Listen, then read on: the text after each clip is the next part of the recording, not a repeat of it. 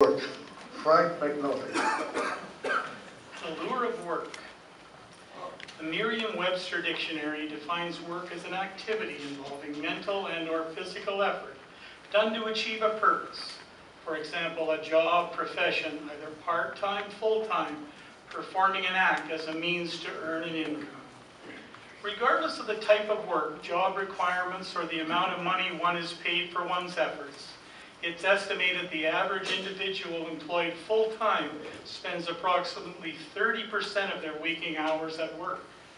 Indeed, the type of work we do, the type of work we fantasize about doing, or the type of work we remember we did, can often consume our consciousness.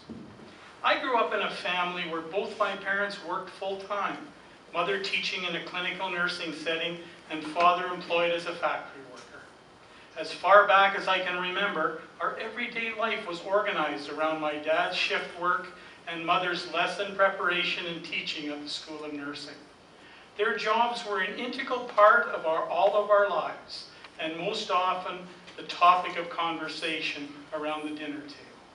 Schedules about work were at the root of every discussion about spending time as a family, setting out leisure time, playing community sports, or planning yearly vacations. So it's not a wonder that the prime directive in our household was for my brother and I to focus on the development of a life plan that included some kind of gainful work. We were never told what kind of work to pursue, just to choose an honest job that would provide a living wage, contribute to the well-being of others, and to hopefully provide a platform to build a happy life upon. I chose to act out our family's prime directive by attending university to become a professional social worker. My education prepared me to work as a family therapist and program consultant in the mental health and addictions field.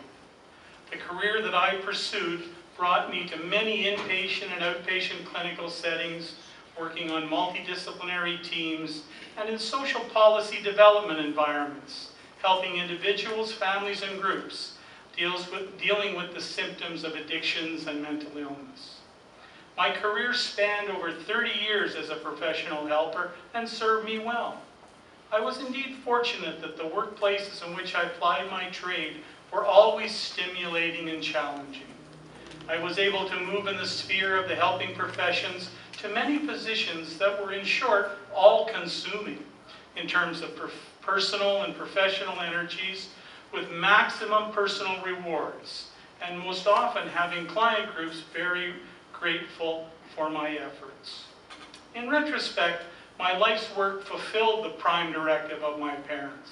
It was honest work, provided a living wage, helped people, and was a solid platform to build our family's life upon.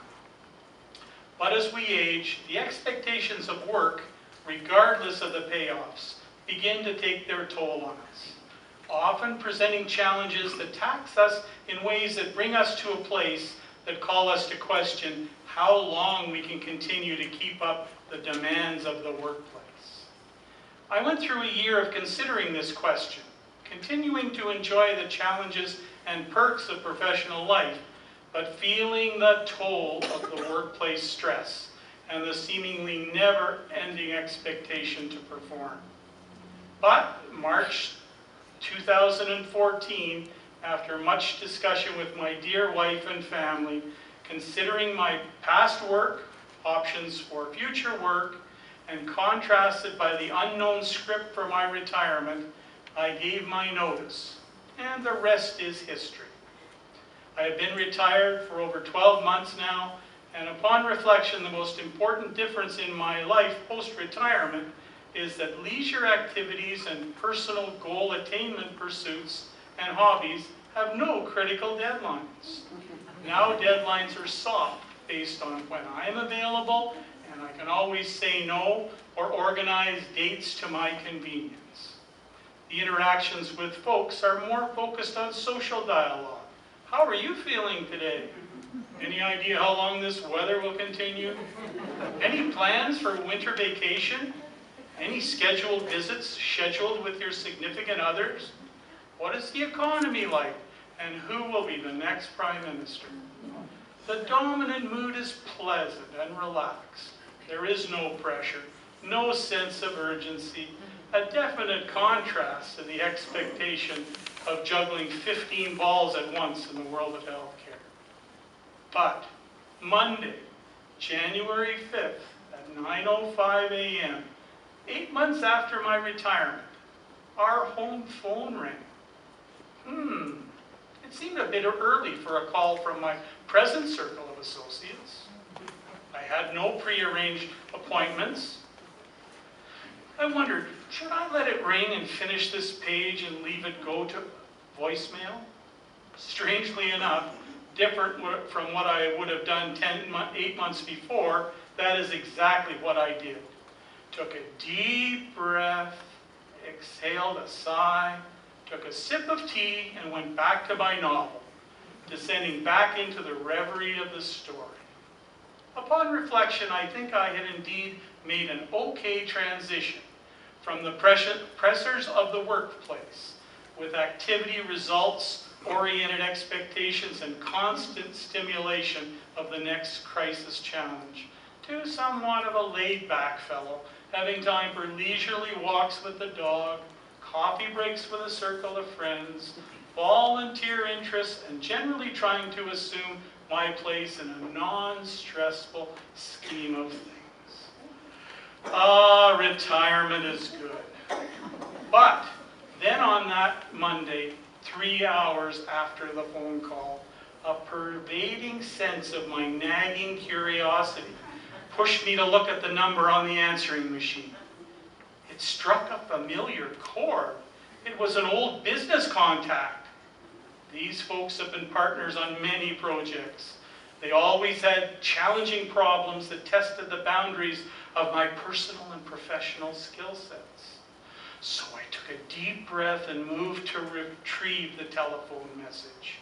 As I put in our password and slowly moved to push the number 9, adrenaline began to rise, and some of the old feelings of pointed anticipation invaded my consciousness. I mentally started to click down a list of potential challenges that came right from my old issue list. What could the crisis issue be? And then the physical symptoms started. My heart rate increased, adrenaline began to pump, coupled with my old friend anticipation. Indeed, the pressure of these physical symptoms that came over me as excitement rose and began to set the stage for increased mental acuity that had been really not needed over the past few months.